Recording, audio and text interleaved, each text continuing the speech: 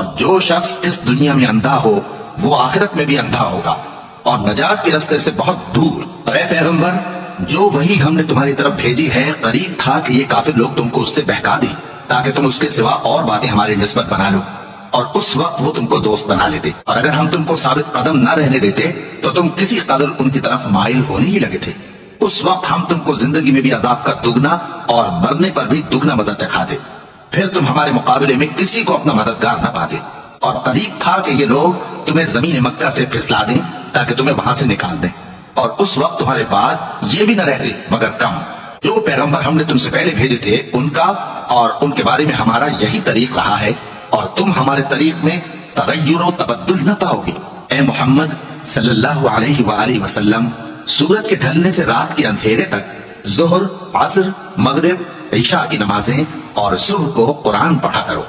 کیونکہ صبح کے وقت قرآن کا پڑھنا فرشتوں کی حاضری کا موقع ہوتا ہے، اور بعض حصہ شب میں بیدار ہوا کرو اور تہجد کی نماز پڑھا کرو۔ یہ شب خیزی تمہارے لیے ایک اضافی عمل ہے، امید ہے کہ اللہ تم کو مقام محمود پر فائز فرمائے۔ اور کہو کہ اے پروردگار، مجھے مدینے میں اچھی طرح داخل کیجو اور مکے سے اچھی طرح نکالیو،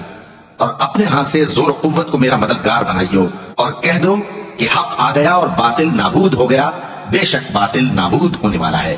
اور ہم قرآن میں وہ چیز نازل کرتے ہیں جو مومنوں کے لیے شفا اور رحمت ہے، اور ظالموں کے حق میں تو اس سے نقصان ہی بڑھتا ہے۔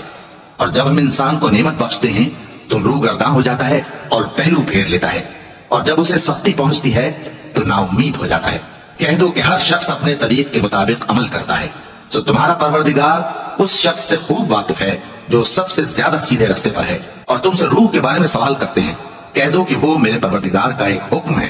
اور تم لوگوں کو بہت ہی کم علم دیا گیا ہے۔ اور اگر ہم چاہیں تو جو کتاب ہم تمہاری طرف بھیجتے ہیں اسے دلوں سے محو کر دیں، پھر تم اس کے لیے ہمارے مقابلے میں کسی کو مددگار نہ پاؤ، مگر اس کا قائم رہنا تمہارے پروردگار کی رحمت ہے، کچھ شک نہیں کہ تم پر اس کا بڑا فضل ہے۔ کہہ دو کہ اگر انسان اور جن اس بات پر مجتمع ہوں کہ اس قرآن جیسا بنا لائیں تو اس جیسا نہ لا سکیں گے، اگرچہ وہ ایک دوسرے کے مددگار ہوں۔ اور ہم نے قرآن میں سب باتیں طرح طرح سے بیان کر دی ہیں، مگر اکثر لوگوں نے انکار کرنے کے سوا قبول نہ کیا، اور کہنے لگے کہ ہم تم پر ایمان نہیں لائیں گے جب تک کہ عجیب و غریب باتیں نہ دکھاؤ، یعنی یا تو ہمارے لیے زمین سے چشمہ جاری کر دو، یا تمہارا کھجوروں اور انگوروں کا کوئی باغ ہو اور اس کے بیچ میں نہریں بہا نکالو، یا جیسا تم کہا کرتے ہو ہم پر آسمان کے ٹکڑے گرا دو،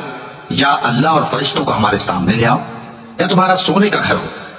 یا تم آسمان پر چڑھ جاؤ اور ہم تمہارے چڑھنے کو بھی نہیں مانیں گے جب تک کہ کوئی کتاب نہ لاؤ جسے ہم پڑھ بھی لیں۔